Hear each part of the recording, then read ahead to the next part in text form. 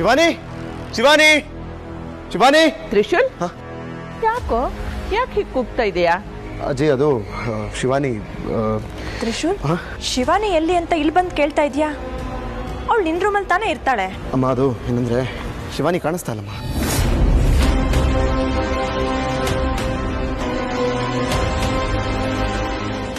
ನೀವೇ ಹೇಳಿ ಅಜ್ಜಿ. ರೀನಾ, ನಮ್ಮ ರೀನಾ ಅಷ್ಟು ಒಂದು ಸ್ಟ್ರಾಂಗ್ ಆಗಿ ನಿರ್ಧಾರ ಮಾಡಿಬಿಟ್ಟಿದ್ದಾಳೆ. ಅವಳು ಮತ್ತೆ ವಾಪಸ್ ಬರ್ತಾಳ?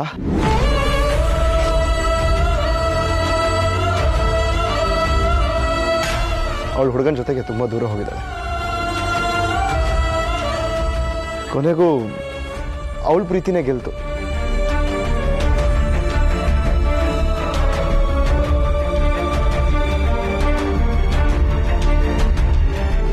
ಇವಾಗಾದ್ರವಳು ತುಂಬ ಖುಷಿಯಾಗಿರ್ತಾಳೆ ಅಂತ ಅನ್ಕೊಂಡಿದ್ದೀನಿ. ತ್ರಿಶೂಲ್, ನಿಮ್ಮಪ್ಪ ಇದ್ದಿದ್ರೆ ನಮಗೆಲ್ಲ ಈ ಸಮಸ್ಯೆಗಳೇ ಬರ್ತಾ ಇರಲಿಲ್ಲ. ನೀನ್ ಅನ್ಕೊಂಡ್ರೆ ತುಂಬಾ ತುಂಬಾ ಪ್ರೀತಿ ಮಾಡೋನು. ಒಂದ್ ದಿವಸ ಅವಳಿಗೆ ಹೊಡಿಲಿಲ್ಲ, ಬಡಿಲಿಲ್ಲ, ಅಷ್ಟೊಂದು ಪ್ರೀತಿ ಮಾಡೋನು.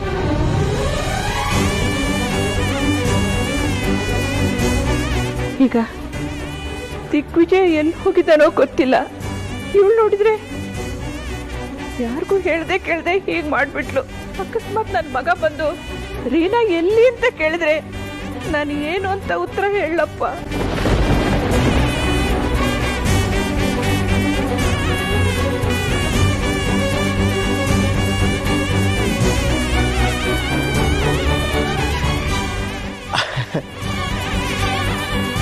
ಏನೋ ಮಾಡೋಕ್ಕಾಗಲ್ಲ ಅಜ್ಜಿ, ಎಲ್ಲ ದೇವ್ರಿಟ್ಟಂಗೆ. ಅವಳಿಗೆ ಇಲ್ಲಿಲ್ದೇ ಇರೋ ನೆಮ್ಮದಿ ಬೇರೆನೆಲ್ಲೋ ಸಿಗ್ತಾ ಇದೆ ಅಂತಂದರೆ ನಾವು ಯಾಕೆ ಬೇಡ ಅನ್ಬೇಕು? ಅಲ್ಲಾದ್ರೂ ನೆಮ್ಮದಿಯಿಂದಿರಮ್ಮ ಅಂತ ಆಶೀರ್ವಾದ ಮಾಡಬೇಕು ಅಷ್ಟೇ ಅಲ್ವಾ? ನಾವೆಲ್ಲರೂ ಹಾಗೆ ಆಶೀರ್ವಾದ ಮಾಡೋಣ.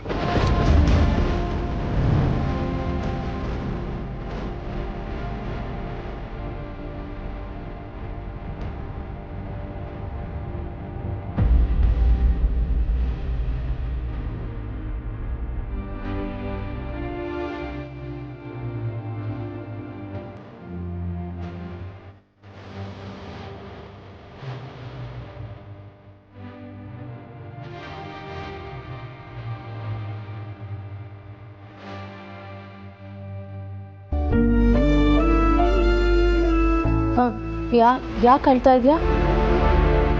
ಕಣ್ ತುಂಬ ದುಃಖನೆಲ್ಲ ಆಚೆ ಹಾಕಿದ್ರೆ ಸಮಾಧಾನ ಆಗುತ್ತೇನೋ ಅಂತ ಅಳ್ತಾ ಇದ್ದೀನಿ. ಏನಾಗಿದೆ ಅಂತ ನಿನಗೆ ಹೇಗೆ ಹೇಳಿ? ನನ್ನ ತಂಗಿ ರೀನಾ ಇದ್ದಾಳಲ್ಲ, ಅವಳಿಗೆ ನನ್ನ ಕಂಡ್ರೆ ಒಂಚೂರು ಇಷ್ಟ ಇರಲಿಲ್ಲ. ಯಾಕಂದ್ರೆ ನಾನು ಅವಳು ಸ್ವಂತ ಅಣ್ಣ ಅಂತ ಅವಳಿಗೆ ಗೊತ್ತಿರಲಿಲ್ಲ. ಆದ್ರೆ ಒಂದಿನ ಗೊತ್ತಾಯ್ತು, ನಾನೇ ಅವಳು ಸ್ವಂತ ಅಣ್ಣ ಅಂತ ಅವಳಿಗೆ ಗೊತ್ತಾಯ್ತು. ಪಾಪ ಅವಾಗ ಅಣ್ಣ, ಇಷ್ಟು ವರ್ಷ ನಿನಗೆ ನಾನು ತುಂಬ ನೋವು ಕೊಟ್ಬಿಟ್ಟಿದ್ದೀನಿ ಅಣ್ಣ,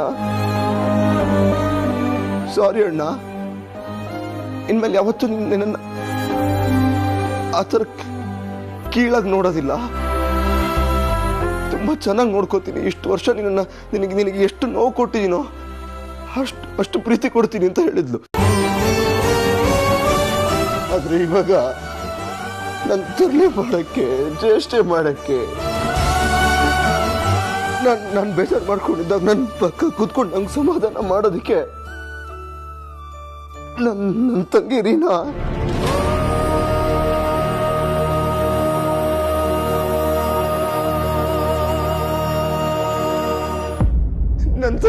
ಬದುಕಿಲ್ಲ.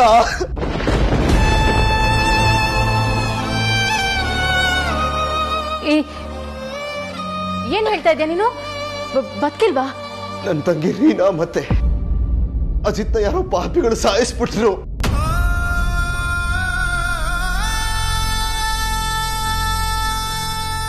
ಮೊನ್ನೆ ನನ್ನ ಕಣ್ಣೆದ್ರಿಗೆ ಮುದ್ದಾಗಿ ಮಾತಾಡ್ತಾ ಪುಟ್ ಹೆಜ್ಜೆ ಇಟ್ಕೊಂಡು ಓಡಾಡ್ತಾ ಇದ್ಲು. ಇಷ್ಟು ದೊಡ್ಡವಳಾಗಿ ಬೆಳೆದು ನಿಂತುಬಿಟ್ಟಿದ್ದಾಳೆ. ನಾನೇ ಮುಂದೆ ನಿಂತು ಅವಳು ಮದುವೆ ಮಾಡಿಸೋಣ ಅಂತಿದ್ದೆ.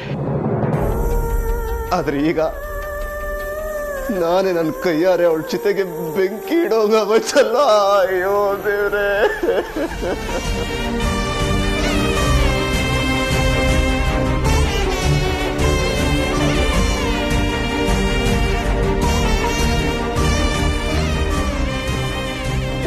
ಎಂತ ಪಾಪಿ ಅಣ್ಣ ನಾನು. ಈಗ ರೀನಾ ಬದುಕಿಲ್ಲ ಅಂತ ನಾನು ಮನೇಲಿ ಯಾರ ಹತ್ರನೂ ಹೇಳಕ್ಕಾಗಲ್ಲ. ಇಲ್ಲ, ರೀನಾ ಬದುಕಿದ್ದಾಳೆ, ಅವಳಿಗೇನು ಆಗಿಲ್ಲ, ಅವಳು ವಾಪಸ್ ಬರ್ತಾಳೆ ಅಂತ ಅನ್ಕೊಂಡ್ರೆ ಬರ್ತಾಳ? ಇಲ್ಲ, ನನ್ ರೀನಾ ವಾಪಸ್ ಬರಲ್ಲ. ಯಾಕೆ ನೋವು ಸಂಕಟ ಎಲ್ಲ ನನಗೆ ಬರ್ತಾ ಇದೆ? ನಾನಂತ ತಪ್ಪು ಏನ್ ಮಾಡಿದ್ದೀನಿ? ನಾನು ಯಾರ್ಯಾರನ್ನ ಪ್ರೀತಿಸ್ತೀನೋ ಅವ್ರು ಎಲ್ಲರೂ ನನ್ನಿಂದ ದೂರ ಆಗ್ತಾನೆ ಹೋಗ್ತಿದ್ದಾರೆ. ಯಾಕೆ? ನಾನು ಯಾರನ್ನು ಪ್ರೀತಿ ಮಾಡಲೇಬಾರ್ದ?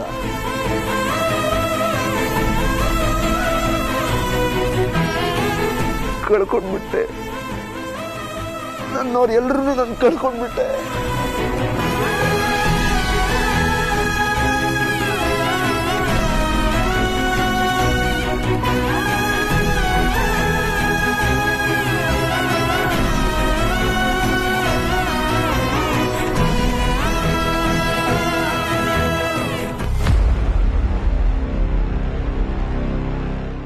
ದಿಗ್ವಿಜಯ, ಮುಖದಲ್ಲಿ ತುಂಬಾ ಚಿಂತೆ ಕಾಡ್ತಾ ಇದೆ.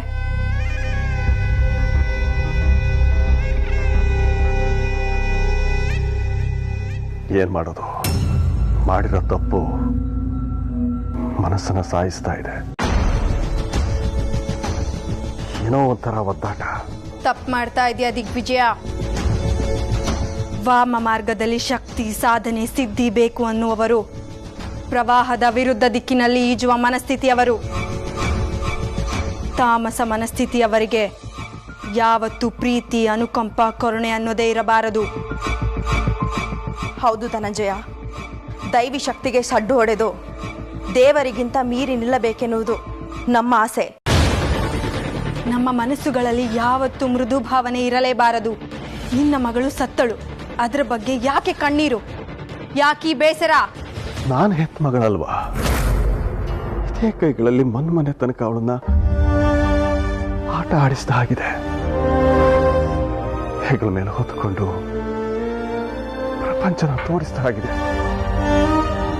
ನನ್ನ ಮಗಳು ಬೆಳೆದು ದೊಡ್ಡವಳಾಗಿ ಅವಳ ಬದುಕು ಹಾಗಿರುತ್ತೆ, ಹೀಗಿರುತ್ತೆ ಅಂತ ಎಷ್ಟೆಲ್ಲ ಕನಸುಗಳನ್ನ ಕಟ್ಕೊಂಡಿದ್ದೆ.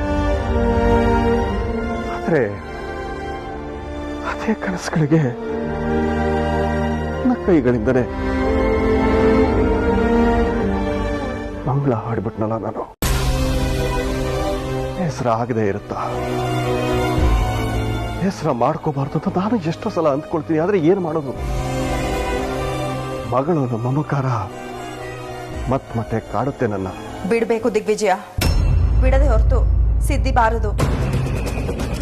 ನೀನು ಮಾಡಿದ್ದು ಸರಿಯೋ ತಪ್ಪು ಅನ್ನೋದಕ್ಕಿಂತ ಆ ಕ್ಷಣದಲ್ಲಿ ನೀನು ಮಾಡಿದ್ದೇ ಸರಿ ಅನ್ನೋದೇ ಸತ್ಯ ದಿಗ್ವಿಜಯ. ಬೇಡ ಧನಂಜಯ, ನಾವೀಗ ಕ್ಲಿಷ್ಟಕರ ಸನ್ನಿವೇಶದಲ್ಲಿದ್ದೀವಿ. ಇಲ್ಲಿ ಮನಸ್ಸು ಚೂರೇ ಚೂರು ಮೈಮರ್ತರು, ಅದರಿಂದ ದೊಡ್ಡ ಅನಾಹುತಾನೇ ಆಗುತ್ತೆ.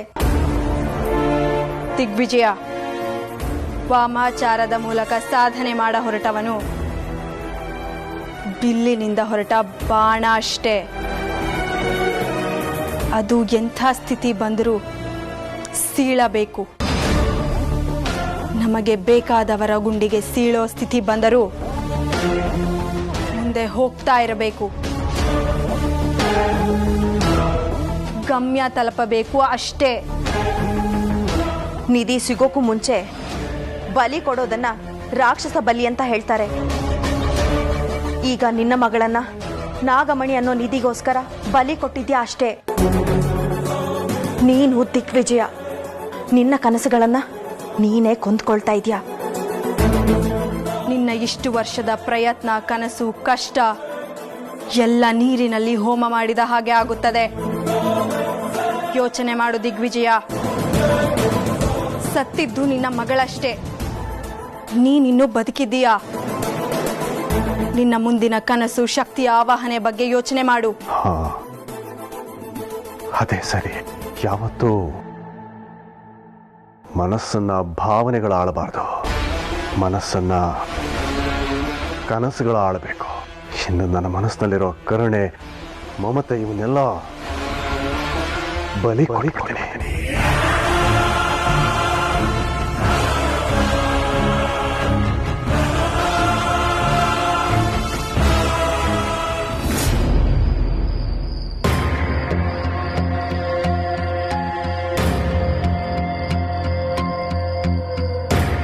ಸದ್ಯ ಈ ಜೀರೋ ನಿದ್ದೆ ಮಾಡ್ತಾ ಇದ್ದಾನೆ.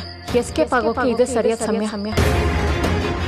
ಈ ಮಾಯಾ ಬಜಾರ್ ತರ ಇರೋ ಮನೇಲಿ ಈ ತರ ಇರೋದು ತುಂಬಾ ಕಷ್ಟ. ಕ್ಷಣ ಸತ್ತು ಬದುಕೋದು ಬೇಡ. ಇಲ್ಲಿಂದ ಹೋಗ್ಬಿಡ್ತೀನಿ.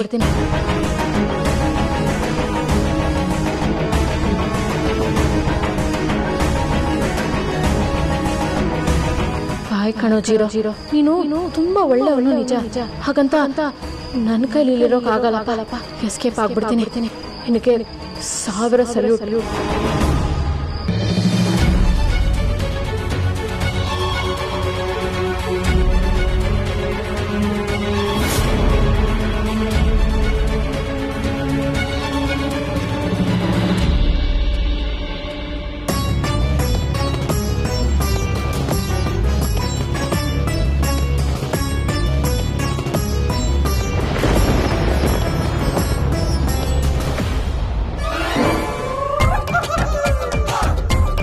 ಒಬ್ಬೊಬ್ಬ ಎಷ್ಟು ಚೆನ್ನಾಗಿ ನಿದ್ದೆ ಮಾಡ್ತಾ ಇದಾರೆ ಇಬ್ರು. ಇಲ್ಲೇ ಇದ್ರು ಪರ್ಮನೆಂಟ್ ಆಗಿ ನಿದ್ದೆ ಮಾಡ್ಬೇಕಾಗುತ್ತಷ್ಟೇ. ಅಲ್ಲ, ಇಲ್ಲಿಂದ ಅಭ್ಯಾಸ ಆಗ್ಬೇಕು ಅಂತ ಅಷ್ಟು ಚೆನ್ನಾಗಿ ಹೇಳಿದೀನಿ. ಇವರಿಬ್ರು ಆರಾಮಾಗಿ ನಿದ್ದೆ ಮಾಡ್ತಾ ಇದಾರಲ್ಲ. ನಿಮ್ಮನ್ನ ಮಾವ ನಂಗೇನು ತಪ್ಪಿಲ್ಲ. ದಯವಿಟ್ಟು ಕ್ಷಮಿಸಿ, ನಂಗೇನು ತಪ್ಪಿಲ್ಲ. ಎಲ್ಲ ಶೈಲುದೆ. ನಾವಿಲ್ಲಿ ಪೇಮೆಂಟ್ಗೋಸ್ಕರ ಬಂದಿದ್ದು. ಎಲ್ಲ ಶೈಲುನೇ ಮಾಡಿದ್ದು. ಶೈಲು ನೀನ್ ಅದು ಕನಸು ಕಾಣ್ತಾ ಇದೆ. ಪೊಲೀಸ್ನವರು ಕನಸಲ್ಲಿ ಕರ್ಕೊಂಡೋಗಿ ಚೆನ್ನಾಗಿ ರುಬ್ತಾ ಇದ್ರ. ಆ ಟೈಮ್ ಸರಿಯಾಗಿ ಬಂದು ನೀನು ಎಬ್ಬಿಸ್ತೀಯಲ್ಲ, ಅದಕ್ಕೆಲ್ಲ ಹಂಗೆ ಬಿಡ್ಕೊಂಡೆ. ನಿಮ್ಮ ನಂಬದ್ರೆ ನನಗೆ ಪರಪ್ಪನ ಅಗ್ರಹಾರ ಜೈಲೇ ಗತಿ. ಸಕ್ಕದಾಗ ಹಾಕೊಡ್ತೀರಲ್ಲ. ಕನಸು ಕಣಮ್ಮ. ಹಾ, ಪೊಲೀಸ್ ಸ್ಟೇಷನ್ ಕರ್ಕೊಂಡು ಹೋಗಿ ಮೂಳೆ ಮುರಿದು ಮೂಲೆ ಕೂರ್ಸಿದ್ರೆ ಕನ್ಸು ಬೀಳುತ್ತೆ. ಬನ್ನಿ ಹೋಗೋಣ ಬೇಗ. ಅಲ್ಲ, ಹೋಗ್ತೀವಿ. ಖರ್ಚಿಗೆ ಸ್ವಲ್ಪ ದುಡ್ಡು ತಗೊಂಡು ಹೋಗೋದು ಬೇಡವಾ? ಓ, ಇಲ್ಲಿಂದ ತಪ್ಪಿಸ್ಕೊಂಡು ಹೋಗೋದೇ ಪುಣ್ಯ ಅಂತ ನಾನ್ ಅನ್ಕೊಂಡ್ರೆ ದುಡ್ಡು ಬೇರೆ. ಬನ್ನಿ ಹೋಗೋಣ.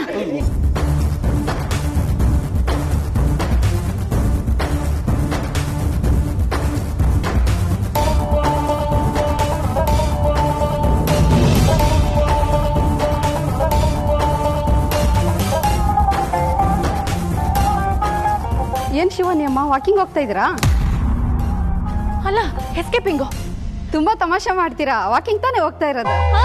ಹೌದು, ಬೇಗ ಹೋಗಿ ಬಂದ್ಬಿಡ್ತೀವಿ.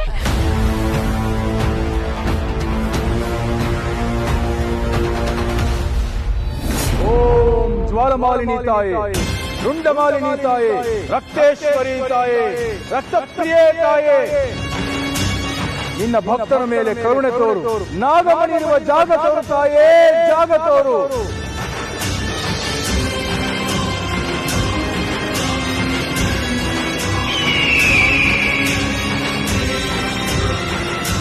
ಅಯ್ಯೋ, ಯಾಕಮ್ಮ, ಏನಾಯ್ತು?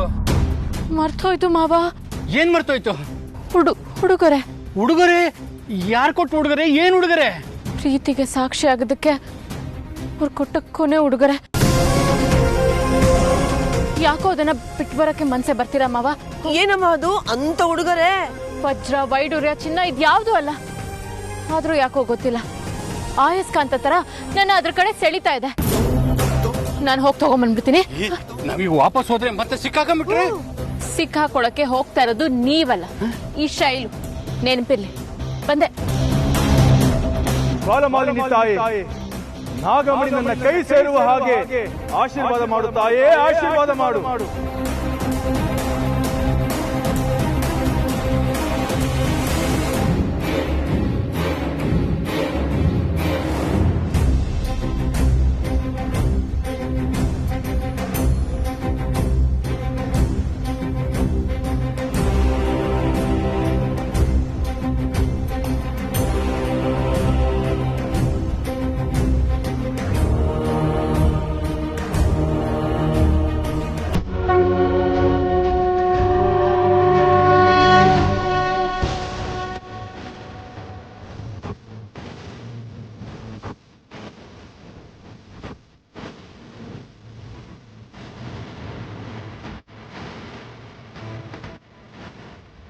ಸಿಕ್ಕಿತು.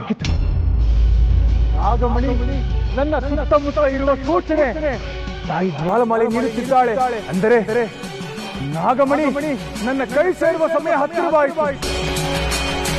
ತಾಯೇ ಜ್ವಾಲಮಾಲಿನಿ, ಈ ಭಕ್ತನ ಮೇಲೆ ಕೃಪೆ ತೋರಿದ್ದಕ್ಕೆ ನಿನಗೆ ಅನಂತ ವಂದನೆ.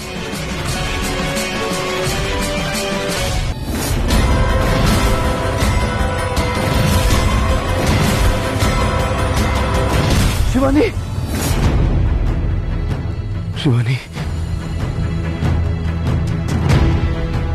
ಶಿವಾನಿಗೆ ಅಪಾಯ ಆಗೋ ಥರ ಕನ್ಸು ಬಿತ್ತಲ್ಲ, ಯಾಕೆ? ಇದು ಯಾವ್ದ್ರ ಮುನ್ಸೂಚನೆ?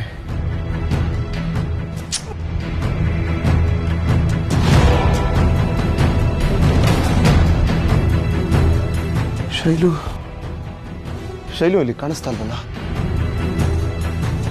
ಶೈಲು ಇಲ್ಲೂ ಇಲ್ಲ. ಎಲ್ಲೋಗಿದ್ದಾಳೆ ಶೈಲು?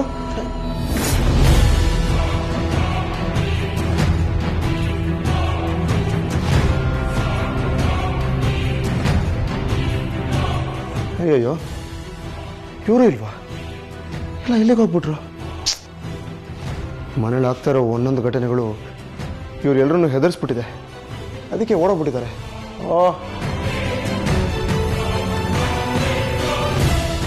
ಅಯ್ಯೋ, ಅಕಸ್ಮಾತು ಶಿವಾನಿ ಮತ್ತೆ ರೀನಾ ಸಾವಿಗೆ ಕಾರಣ ಆದವರು ಶೈಲು ಹಿಂದನೂ ಬಿದ್ದುಬಿಟ್ರೆ?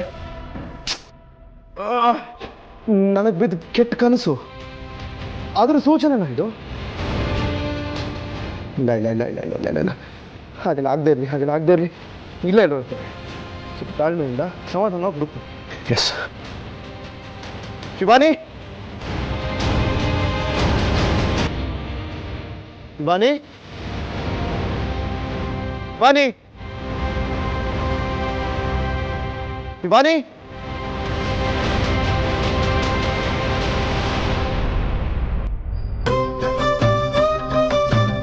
ಪಂಕು, ನಿನ್ನ ಮದುವೆ ಮಾಡ್ಕೋಬೇಕಾದ್ರೆ ಓಡಿಸ್ಕೊಂಡ್ ಬಂದಿದ್ನಲ್ಲ, ಅದು ಬಿಟ್ಟು ಇದೇ ಕಣೆ ಸ್ಪೀಡಾಗಿ ಓಡ್ತಾ ಇರೋದು. ಆಗ್ತಾ ಇಲ್ಲ ಕಣೆ. ನಾವೇನಾದ್ರೂ ಒಲಿಂಪಿಕ್ ತರ ಓಡೋಗಿದ್ದಿದ್ರೆ 4-5 ಗೋಲ್ಡ್ ಮೆಡಲ್ ಬರೋದಲ್ವೇನ್ರಿ? ಈಗಲೂ ಮೆಡಲ್ ಸಿಗ್ತಾ ಇದೆಯಲ್ಲ. ಜೀವ ಅನ್ನೋ ಗೋಲ್ಡ್ ಮೆಡ್ಲು, ಜೀವನ ಅನ್ನೋ ಗೋಲ್ಡ್ ಮೆಡ್ಲು. ಬನ್ನಿ, ಬೆಳಗಾಗೋಷ್ಟರಲ್ಲಿ ಈ ಊರು, ಕೇರಿ, ನಾಡು ಎಲ್ಲ ಬಿಟ್ಟು ಆಚೆ ಓಡ್ತಿರ್ಬೇಕು. ನಾವ್ ಯಾಕೆ ಓಡ್ಬೇಕು? ನಡ್ಕೊಂಡೋದ್ರೆ ಆಗಲ್ವಾ? ಮಾವ, ನಾನು ಹೇಳಿಲ್ವಾ, ಈ ಊರೊಂಥರ ಮಾಯಾ ಬಜಾರ್ ಇದ್ದಂಗೆ. ಸರಿ ಇಲ್ಲ, ಇದ್ದಷ್ಟು ನಮ್ಗೆ ಅಪಾಯ. ಅದಕ್ಕೆ ಮೊದ್ಲಿನಿಂದ ಅವ್ರಿಗೆ ಹೋಗ್ಬಿಡ್ಬೇಕು. ನಾವ್ ಒಂದ್ಸತಿ ಹೋಗ್ಬೇಕು ಅಂತ ನಿರ್ಧಾರ ಮಾಡಿದ್ಮೇಲೆ ಯಾವ ಶಕ್ತಿನೂ ನನ್ನ ತಡೆಯಕ್ಕಾಗಲ್ಲ. ಬನ್ನಿ ಮಾವ. ಬಂದ್ರಿ? ಅಯ್ಯೋ, ತಿರ್ಗಾ ಏನಮ್ಮ ಮಾಡ್ತಿದೀಯಾ? ಈ ರೋಡಲ್ಲಿ ಹೋದ್ರೆ ಯಾರಾದ್ರೂ ಗಾಡಿಲಿ ಬಂದು ನಮ್ಮನ್ನ ತಡಿಬಹುದು. ಅದಕ್ಕೆ ಹಿಂಗ್ ಹೋಗೋದ್ ಬೇಡ. ಒಂದ್ ಕೆಲ್ಸ ಮಾಡೋಣ, ಕಾಡ್ ದಾರಿಲಿ ಹೋಗೋಣ.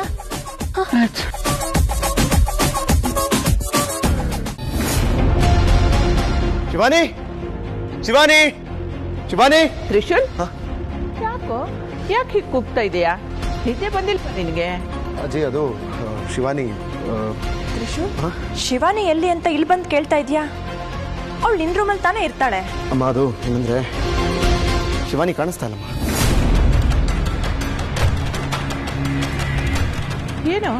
ಏನ್ ಹೇಳ್ತಾ ಇದೀಯ ನೀನು? ಶಿವಾನಿ ಕಾಣಿಸ್ತಾ ಇಲ್ವಾ? ಏನಾಯ್ತು? ಅದು ಶಿವಾನಿ ಕಾಣಿಸ್ತಾ ಇಲ್ವಂತೆ. ಇಷ್ಟೊತ್ತಿನಲ್ಲಿ ಎಲ್ಲಿ ಹೋಗಿರೋದು ಸಾಧ್ಯ? ನಿನ್ನ ಹೆಂಡತಿ ಎಲ್ಲಿ ಹೋಗಿದ್ದಾಳೆ ಅಂತ ನಿನಗೆ ಗೊತ್ತಿಲ್ವ? ತ್ರಿಶೂಲ್, ಅವ್ರ ಆಂಟಿ ಅಂಕಲ್ ಇದಾರಲ್ಲ, ಅವ್ರನ್ನಾದ್ರೂ ಕೇಳು. ಅವರು ಕಾಣಿಸ್ತಾ ಇಲ್ಲ.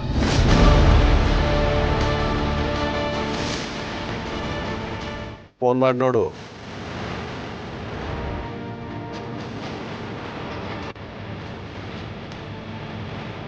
ಯಜಮಾನ್ರೆ, ಮನೆ ಬಾಗಿಲು ಕೊನೆಯಲ್ಲಿ ಹಾಕೋದು ಸುಜಾತನೇ. ಅವಳನ್ನ ಕೇಳಿದ್ರೆ ಗೊತ್ತಾಗುತ್ತೆ. ನಾವು ಸರಿ, ಕರ್ಕೊಂಡು ಬಾ.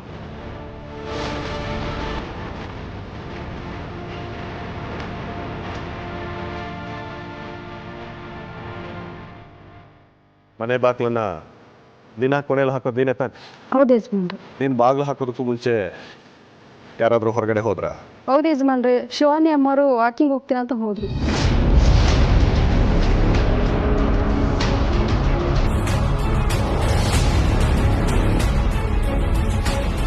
ಅವಳು ಈ ಮನೆ ಸೊಸೆನೇ ಅಲ್ಲ.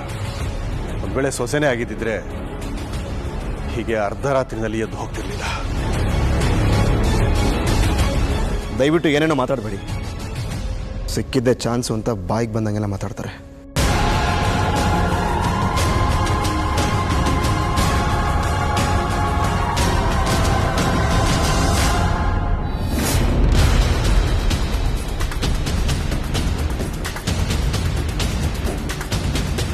ನಿಧಾನಕ್ಕೆ ಬನ್ನಿ.